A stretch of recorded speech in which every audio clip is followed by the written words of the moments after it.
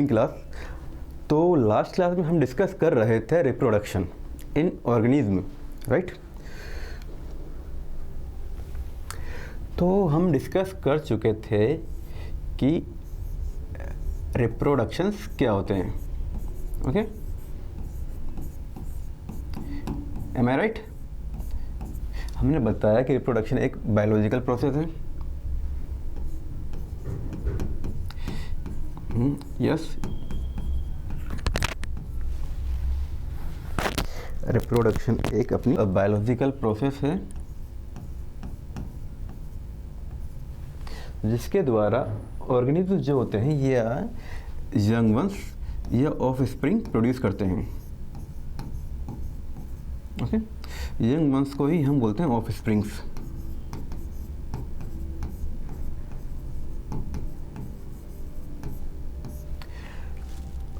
Like उनकी daughter cells, generations, okay.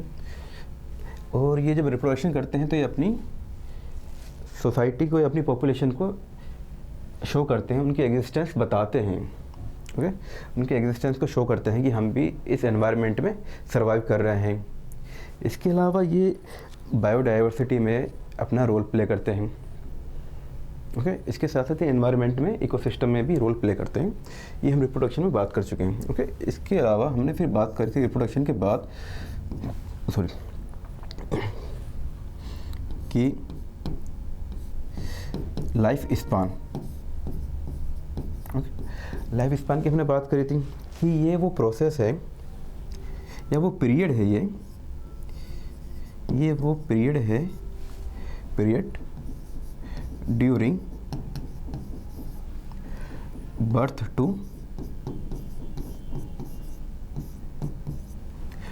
Natural death,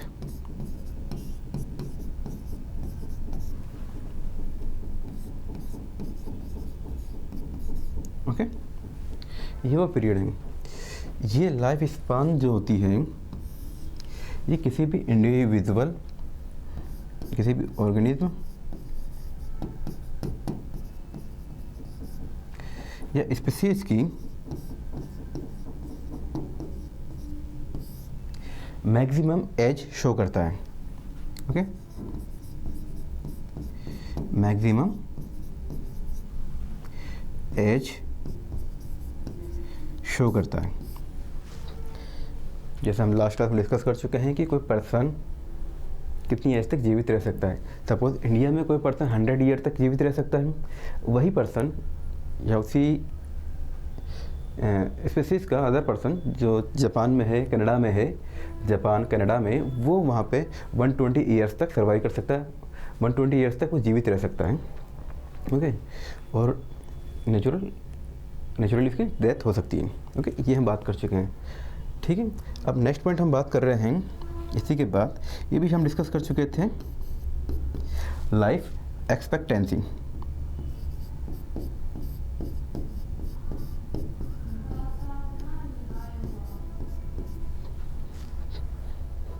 life expectancy को हम मेज़र करते हैं पॉपुलेशन में, कि पॉपुलेशन में हमारे पास जितने भी पर्सन हैं या जो भी पॉपुलेशन है हमारी, उन पॉपुलेशन में हमारे पास 50% अगर लिविंग हैं,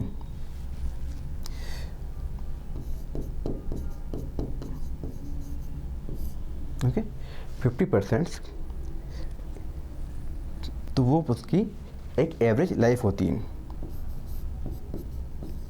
लाइफ एक्सपेक्टेंसी पॉपुलेशंस की एवरेज एज शो करती है। किसकी शो करती है? पॉपुलेशन की, नॉट इंडिविजुअल, ओके। अगर लाइफ स्पान की बात करते हैं तो ये किसी एक स्पीसीज की, किसी एक इंडिविजुअल की मैक्सिमम एज बताता है, ओके। ये एक आपका इंपॉर्टेंट क्वेश्चन है। दूसरा इंपॉर्टेंट क्वेश्चन ये है कि लाइफ एक्सपेक्टेंसी जो होती है ये आपकी एवरेज लाइफ बताती है। किसकी बताती है? ये पॉपुलेशन की बताती है, ओके ओके। चलिए और कुछ पॉइंट।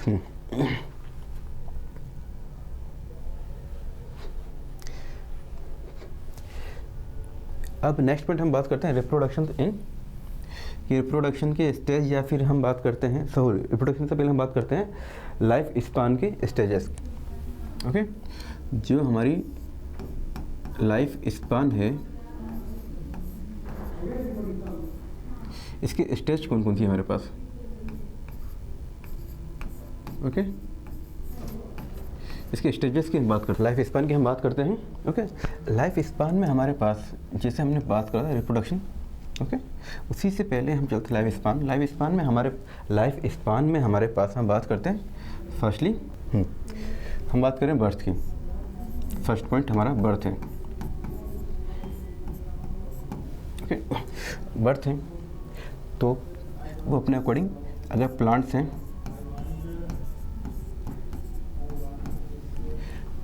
तो सीड जर्मिनेट करेंगे। ओके, या अपनी कोई सोमेटिक सेल्स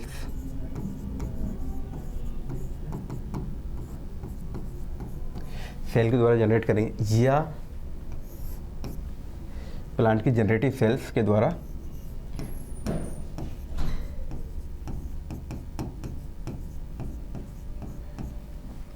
बर्थ देंगे। ओके, अगर हम बात करते हैं एनिमल्स के रेस्पेक्ट में,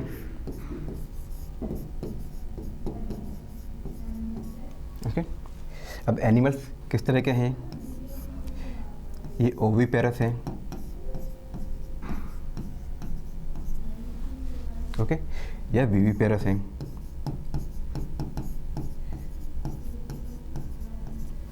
ओके, इट मीन्स ये अंडे देने वाले हैं, ओवम प्रोड्यूस करने वाले हैं, ये अपने जैसे यंग वंस को प्रोड्यूस करने वाले हैं। ओके, फर्स्ट जैसे बर्थ होगी। सेकंड हम बात करते हैं, इसमें आगे डेवलपमेंट होता है। बर्थ, ये ग्रो करेगा, इसमें ग्रोथ होगी, डेवलपमेंट होगा। देन यहाँ पे हमारे पास सेकंड स्टेज आती है, जुवेनाइल स्टेज या juvenile phase.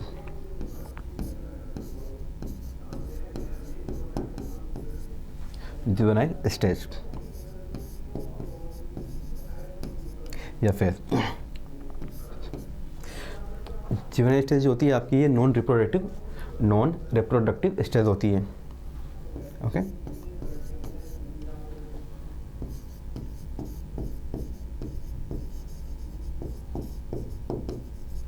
Non reproductive stage, या फिर बिफोर रिप्रोडक्शन, या फिर रिप्रोडक्शन से पहले वाली स्टेज होती है।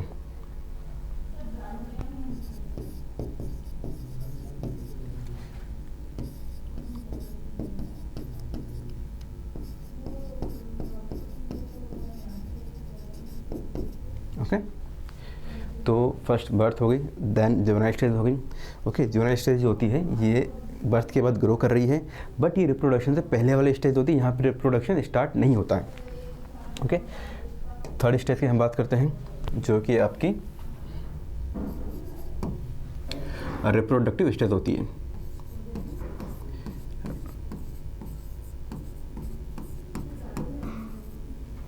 Okay,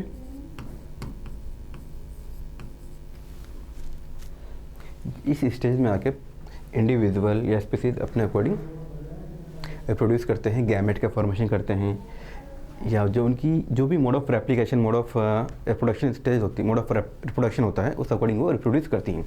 okay, then next stage आती है हमारे पास एजिंग।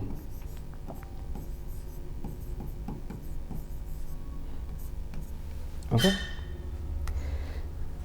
एजिंग में क्या होता है कि यहाँ पे रिप्रोडक्शन हो भी सकता है, नहीं भी हो सकता, बट ये धीरे धीरे यहाँ पे जो मेटाबॉलिक एक्टिविटीज होती हैं सेल की, वो धीरे धीरे कम होने लग जाती हैं। ओके, तो ये आपकी progressive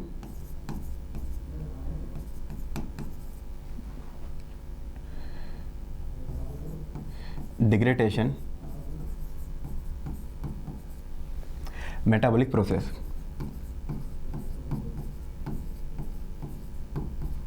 okay,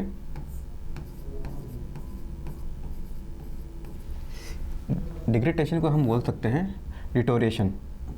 okay, deterioration. Progressive मतलब धीरे धीरे या ग्रेजुअली।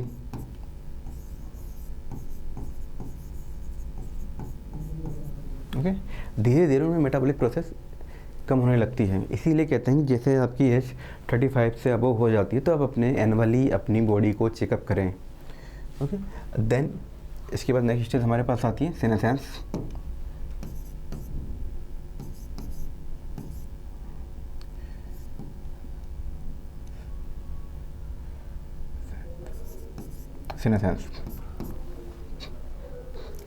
सीनेसेंस आती है। सीनेसेंस के बाद जो नेक्स्ट स्टेज आती है वो हमारी फाइनली डेथ होती है, और ये जीवन का एक अंतिम सत्य है। ओके, इस जीवन का एक अंतिम सत्य है। ये परमानेंट इरिवर्सिबल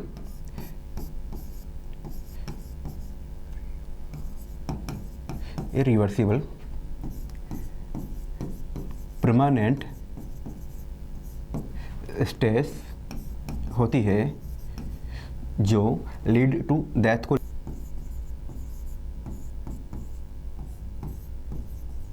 ओके, मतलब यहाँ पे रिप्रोडक्शन जैसी कोई प्रोसेस हो नहीं सकती। इसके बाद अगर इस स्टेज में पर्सन एंटर कर जाता है या कोई भी इंडिविजुअल एंटर कर जाता है तो इट मीन्स वो डेथ को ही मूव कर रहा है। फाइनली यहाँ पे आके उसकी डेथ हो जाती है। ओके, ऐसी कोई सेल नहीं है, मैक्सिमम जनरली ऐसी कोई सेल नहीं है जिसकी डेथ ना हो। ओके, हर एक सेल मॉर्टल है। Okay,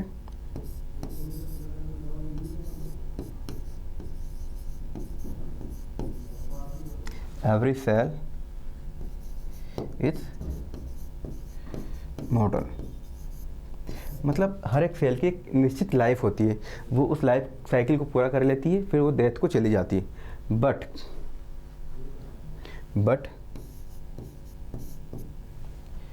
unicellular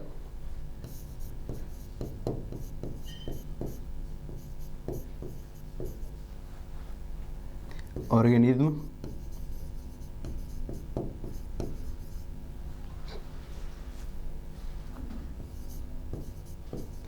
unicellular organisms are immortal.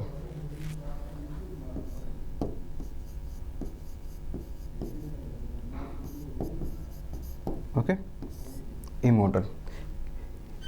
इनको अमरता का वरदान प्राप्त है। इमोर्टल मतलब अमर, जिनकी डेथ निश्चित नहीं होती, ये मरते नहीं हैं। ओके, क्यों नहीं मरते इनको हम आगे डिस्कस करेंगे। ओके, तो क्वेश्चन ये आ सकता है कि कौन सी सेल है जो मरती नहीं है, वो है unicellular. Okay,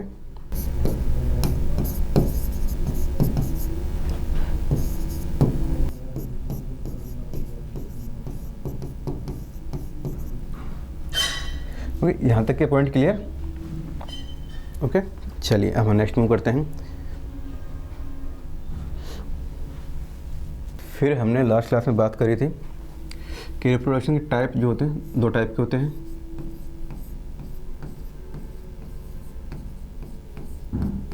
okay,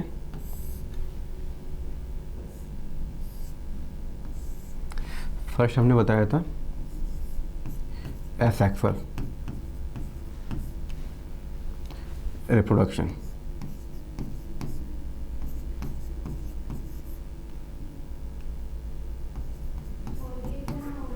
and second बताया था हमने सेक्सुअल रिप्रोडक्शन।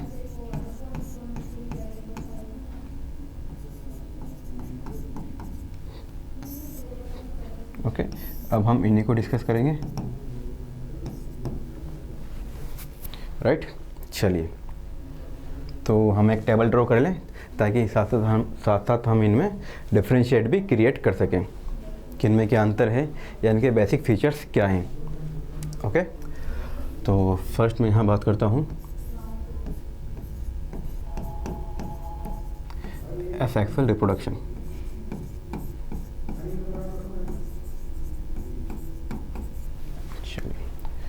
एंड सेकंड है सेक्सुअल रिप्रोडक्शन।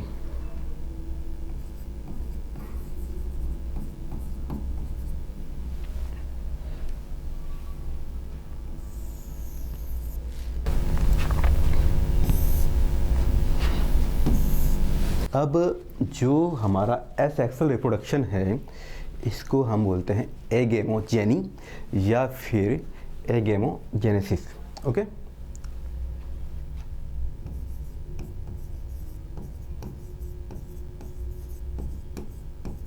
ओके, या फिर इसको हम बोलते हैं एगेमोजेनेसिस।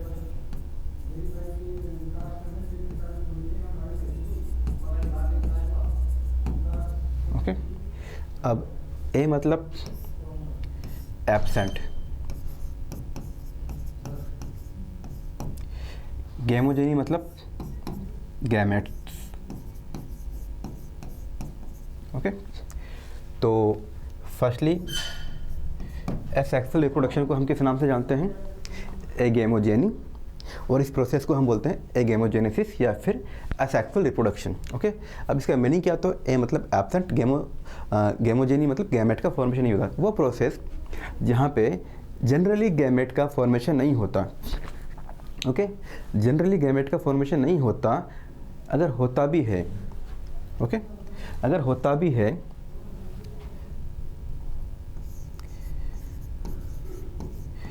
गैमेट का फॉर्मेशन नहीं होता। ओके, गैमेट का फॉर्मेशन नहीं होता। ओके, बट अगर कभी होता भी है तो जब गैमेट का फॉर्मेशन होता है वो विदाउट फर्टिलाइजेशन होता है। ओके,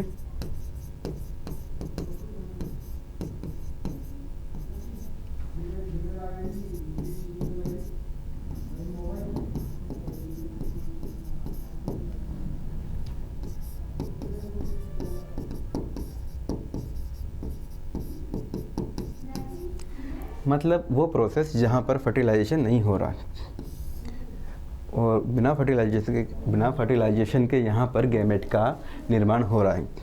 अगर यहाँ फर्टिलाइजेशन नहीं हो रहा तो यहाँ पर मियोसिस प्रोसेस परफॉर्म नहीं हो रही। ओके,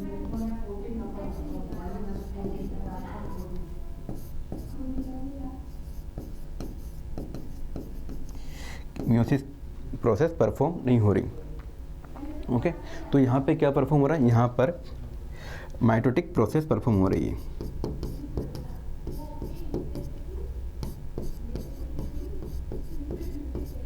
ओके, अगर यहाँ पर ओके ओके चलो ये 3 पॉइंट है मेरे पास, 1 2 3, ओके, 3 देन 4। तो अब क्वेश्चन ये इंपॉर्टेंट चीज़ें हैं यहाँ पे कि एसेक्सुअल रिप्रोडक्शन को किस नाम से जाना जाता है, इसकी प्रोसेस क्या है। ओके, यहाँ पे गैमेट का फॉर्मेशन होता है या नहीं होता? जनरली नहीं होता, बट होता है तो बिना फर्टिलाइजेशन के होता है। और अगर यहाँ फर्टिलाइजेशन नहीं हो रहा तो यहाँ पर सेल जो डिवाइड कर रही है वो किस प्रोसेस के द्वारा डिवाइड कर रही है? माइटोटिक डिवीजन या माइटोटिक प्रोसेस के द्वारा डिवाइड हो रही है। ओके,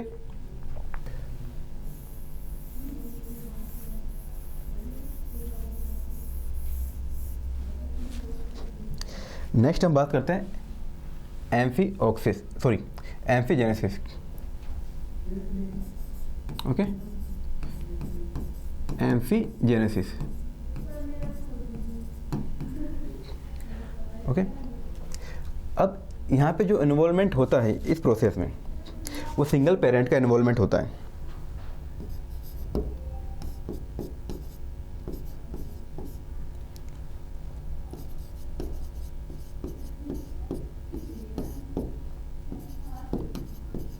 मतलब यहाँ पर जो डॉटर सेल का फॉर्मेशन होगा वो सिंगल पेरेंट के द्वारा होगा। यहाँ पे दोनों पेरेंट की कोई भागीदारी नहीं होगी, ओनली एक पेरेंट या एक मैटरनल सेल या पैटर्नल सेल से डॉटर सेल का फॉर्मेशन हो जाएगा। ओके, एम्फी मतलब यहाँ पे बोथ। ओके, ये बोथ मतलब क्या होता है? एम्फी मतलब बोथ होता है। बोथ मतलब यहाँ पे अपोजिट सेक्स जो होते हैं उनका यहाँ पे इन्वॉल्वमेंट होता है किसमें? गैमेट फॉर्मेशन में या जनरेशन में या रिप्रोडक्शन में।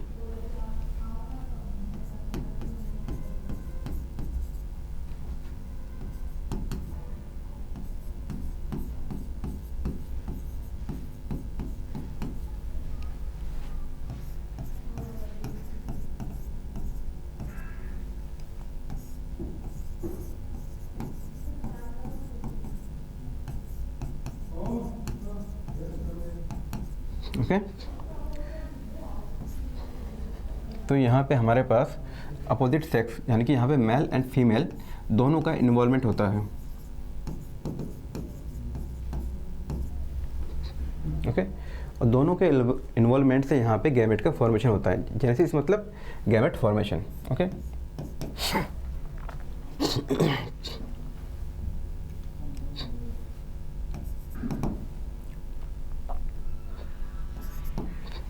अब यहाँ पे जो गैमेट का फॉर्मेशन होता है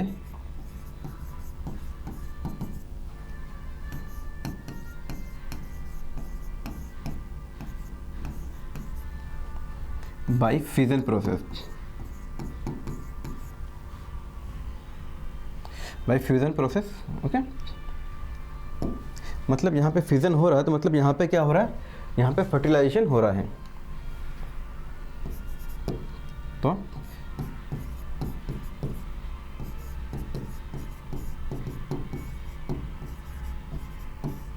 यहाँ पे क्या हो रहा है? फर्टिलाइजेशन प्रोसेस हो रही है। फर्टिलाइजेशन हो रही है तो यहाँ पे गैमेट का फॉर्मेशन हो रहा है। और ओके, यहाँ पे सिंगल पेरेंट का इन्वॉल्वमेंट है, यहाँ पे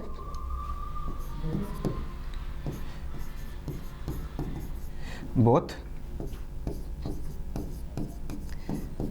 पेरेंट्स इन्वॉल्व होते हैं। ओके, यहाँ तक कोई डाउट? ओके, अगर यहाँ फर्टिलाइजेशन हो रहा है और गैमेट फॉर्मेशन हो रहा है तो यहाँ पे हमारे पास मियोसिस, फर्स्टली यहाँ पे हमारे पास क्या होगा? मियोसिस होगा। ओके, मियोसिस एक तरह का सेल डिवीजन प्रोसेस है। ओके, जिसके द्वारा सेल डिवाइड करती हैं। देन यहाँ पे हमारे पास मियोसिस के बाद माइटोटिक डिवीजन होता है। ओके,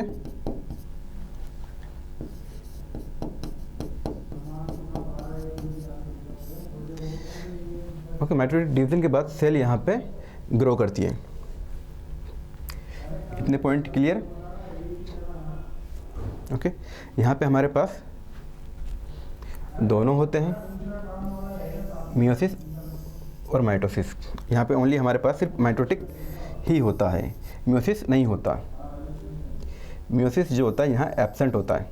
ओके, चलिए अब हम नेक्स्ट मूव करते हैं।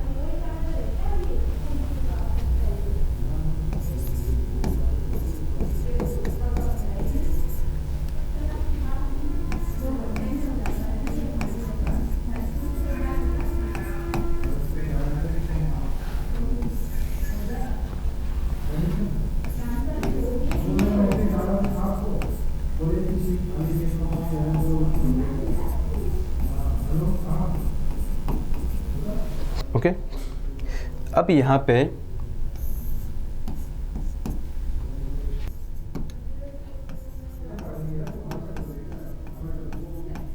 यहाँ यूनिपेरेंट इन्वॉल्वमेंट होता है।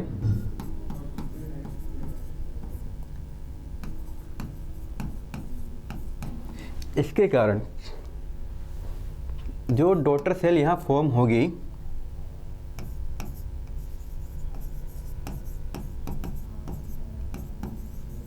या ऑफस्प्रिंग जो यहाँ फॉर्म होगी,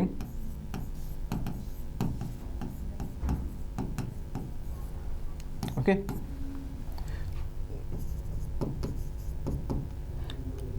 वो अपने पेरेंट के सिमिलर होगी। यहाँ पे एक पेरेंट का इन्वॉल्वमेंट है, इसके कारण यहाँ पे जो ऑफस्प्रिंग बन रही है वो उसके पेरेंटल सेल के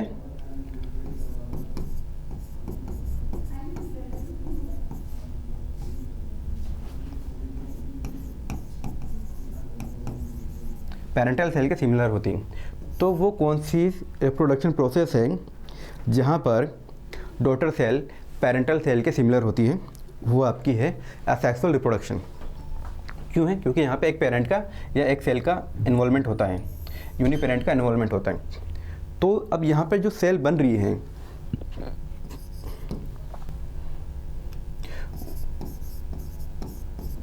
वो शेप, साइज एट्सेट्रा में पेरेंटल सेल के इक्वली होती है, सिमिलर होती है।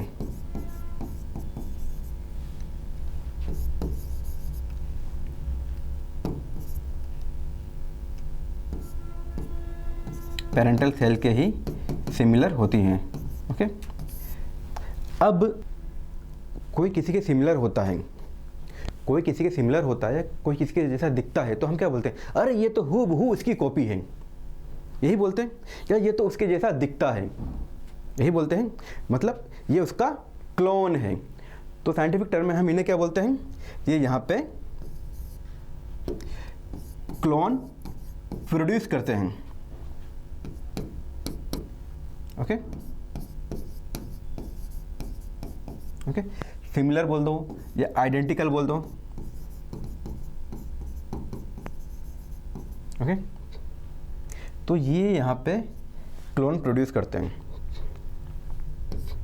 तो ये वाला पॉइंट इम्पोर्टेंट है कि कि किस टाइप के रिप्रोडक्शन में क्लोन का फॉर्मेशन होता है। ओके, तो एसेक्सुअल रिप्रोडक्शन में, एसेक्सुअल रिप्रोडक्शन में क्लोन का फॉर्मेशन होता है, राइट। ओके, अगर यहाँ क्लोन का फॉर्मेशन हो रहा है तो यहाँ पर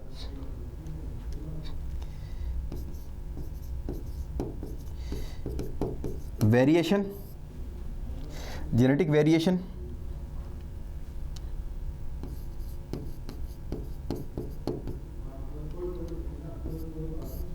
जेनेटिक वेरिएशन नहीं होगा। ओके, जेनेटिक वेरिएशन नहीं होगा क्योंकि यहाँ पे क्रॉसिंग ओवर नहीं हुई, जीन का एक्सचेंज नहीं हुआ, इस वजह से। तो इनका फाइनली इवोल्यूशन में कोई रोल नहीं होता।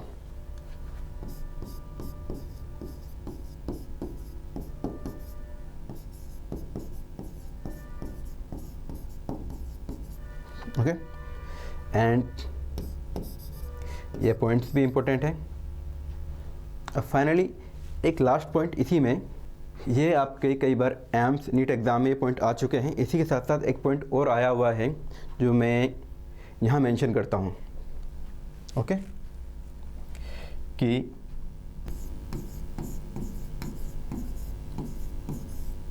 कॉलोनी ऑफ क्लोन्स या is known as रैमेट।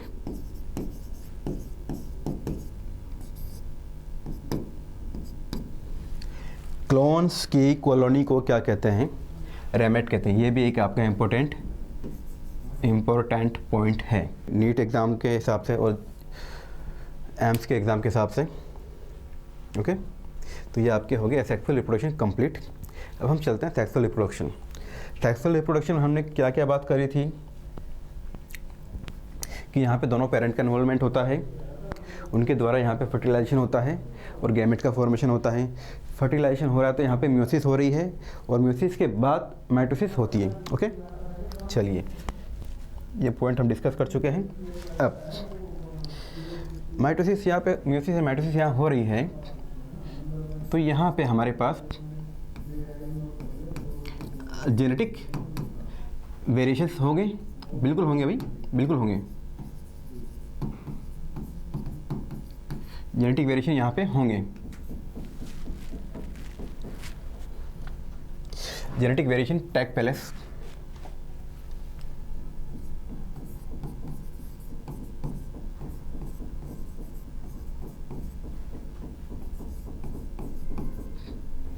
Okay, genetic variation होंगे क्योंकि यहाँ पे जीन क्रॉसिंग ओवर हो रही है। ओके, जीन एक्सचेंज हो रहे हैं। जीन एक्सचेंज कैसे हो रहे हैं? क्योंकि यहाँ पे दोनों पेरेंट्स का रोल है, हाफ जीन्स मदर से आते हैं और हाफ जीन्स फादर से आते हैं। ओके, इस वजह से जीन या फिर जेनेटिक कैरेक्टर्स यहाँ पे क्या हो रहे हैं? एक्सचेंज हो रहे हैं। इसीलिए अगर हम हमारी बात करते हैं ह्यूमंस के रेस्पेक्ट में, तो हमारे अंदर आधे कैरेक्टर हमारी मदर से और आधे कैरेक्टर हमारे फादर से हमें मिलते हैं। लाइक हेयर कलर्स वो फादर से मैच कर रहे हैं, आई शेप या आई कलर जो हमारी होती है वो मदर से मैच कर रही है, बॉडी हाइट एट्सेट्रा। ओके, अब यहाँ पे जेनेटिक वेरिएशन हो रहा है, तो इनका जो रोल है एनवायरनमेंट में, ये इवोल्यूशन में रोल प्ले करते हैं। ओके,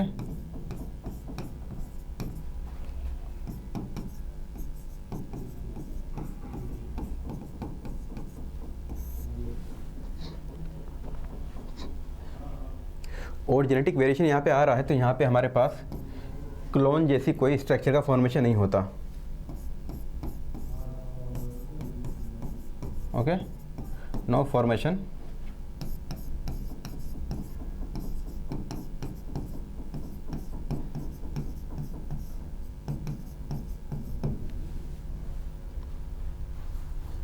ओके,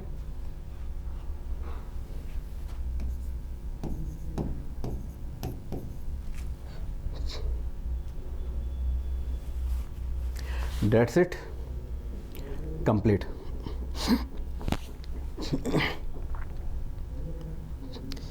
इनके एग्जाम्पल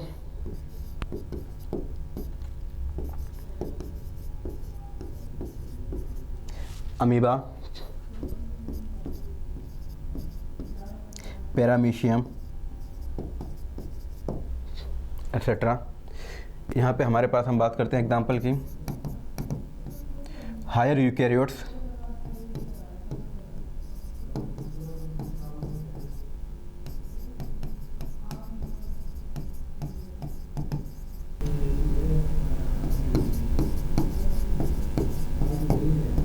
ह्यूमंस। That's it.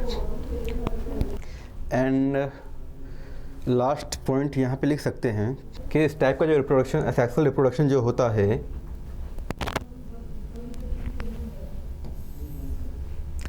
वो फास्ट प्रोसेस होती है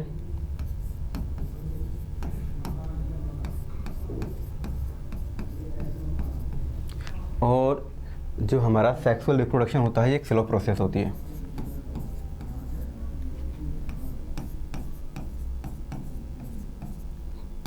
ओके,